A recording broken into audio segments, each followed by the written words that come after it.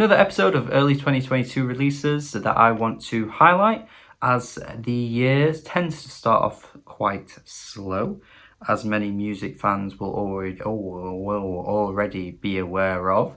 But to be fair, 2022 has started pretty strong. There's been like 4, 5, 6 releases that you wouldn't usually get this early on in the year. That could easily be year-end list material for anyone that is a big fan of music. I've already highlighted quite a few myself, but even beyond that, you've had some albums that I haven't personally loved as much as some other people, but Jesus Christ, I can certainly see how you could end up loving them.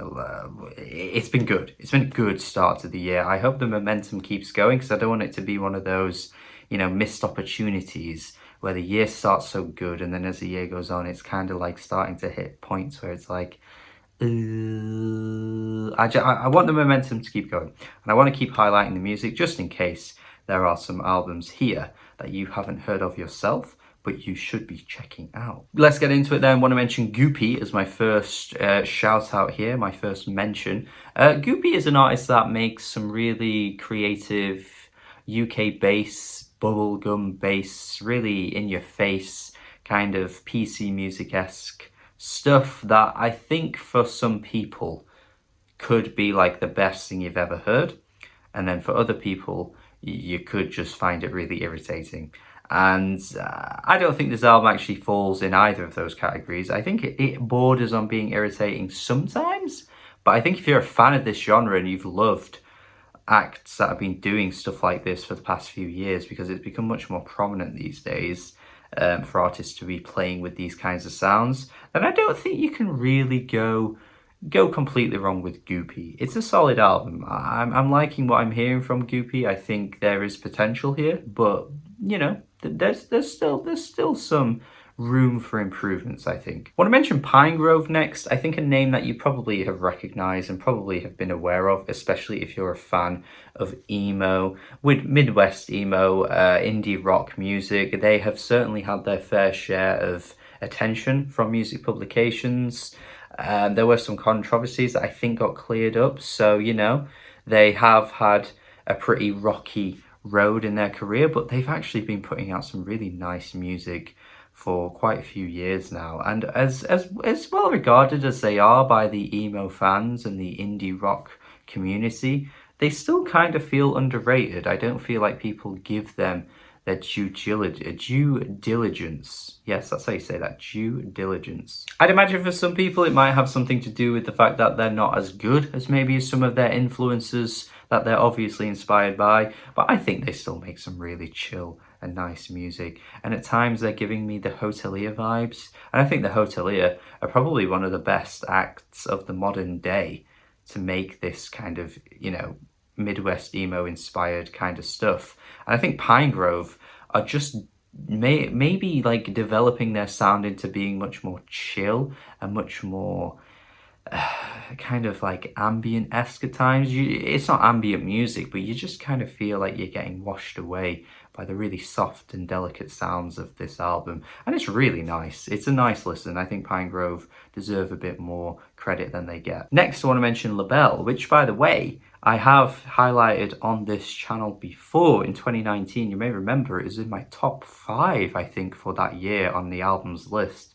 Made my decade list as well. Labelle is some mad talent, I'll tell you right now. They are very, very, very impressive, and they create such a really interesting sound with modern classical music. It's not like anything I've really heard at the moment. There's just not much to compare what they do to. They have a very eclectic approach and really creative approach to the sounds of modern classical music, and this album, my god, has so many great moments.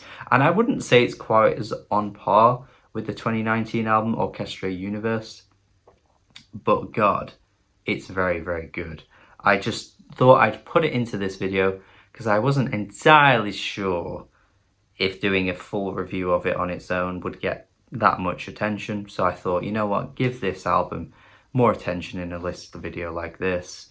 and hopefully people check it out because it's a really, really creative sounding album. Next I want to mention Aurora, who has given us a really nice, ethereal, artsy pop album that really highlights her vocals, if anything else, really. I would say at times some of the tracks could have a bit more oomph to them, because I think when they do kind of pick up the pace, they are some really fantastic moments across this whole thing. But I think if you just want to hear a singer that has an unbelievably regal voice, like a really, really wonderful voice, you can't go wrong with this lady right here. At times, she certainly reminded me of Suzanne Sunfer, and it's not just because they're from the same place. She just actually has a really similar tone to Suzanne Sunfer, and I think those moments strike me the most because I've always thought Suzanne is one of the best vocalists around at the moment, and she has not really been given the attention she truly deserves. But I think Aurora matches her at times with her vocal ability. I just think she could probably do a bit more with the instrumentation around her. It kind of feels like she's trying to be lavish at times, but there just isn't quite as much oomph or gravitas surrounding her voice. But this is a good album. This is a good album. I think there's a lot to love with this. And yeah, I think Aurora definitely could itch that scratch for people that are looking for someone that just has such a great voice and you can just kind of sink yourself into. It's a good album. And speaking of great voices, we have my final pick here, Silvana Estrada, who is a Mexican artist who is repping the Latin pop world right now with just such a stunning listen. This album right here marries the ability of what Natalia Lafourcade has with Maria Jose Llego, who is a much more unknown artist compared to Natalia, who has won so many awards across her career. Deservedly so, by the way. If you've never listened to Natalia, you are doing yourself a huge disservice. But Maria Jose Llego does a much more sparse sound with her music. It's just so chilling and really minimal. And I feel like if you paired those two artists together, the peppier side of Natalia with the minimal side of Maria, you'd get Sylvana. And this has me written all over it. I have been repping some really exciting artists of this vein over the past few years. Mon Laferte last year as well had a fantastic album too.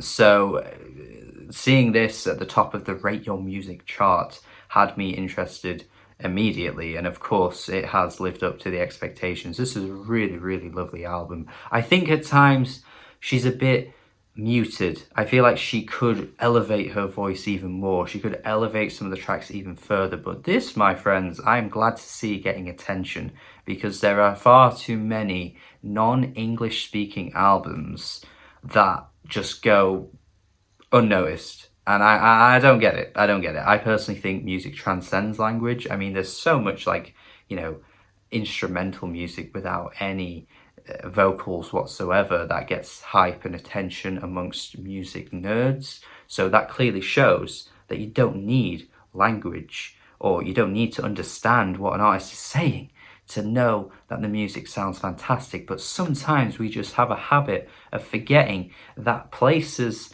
like South America, Africa, Asia exist in the music world. We just need to do better, I think. I'm passionate about this, man. Listen to Silvana Estrada.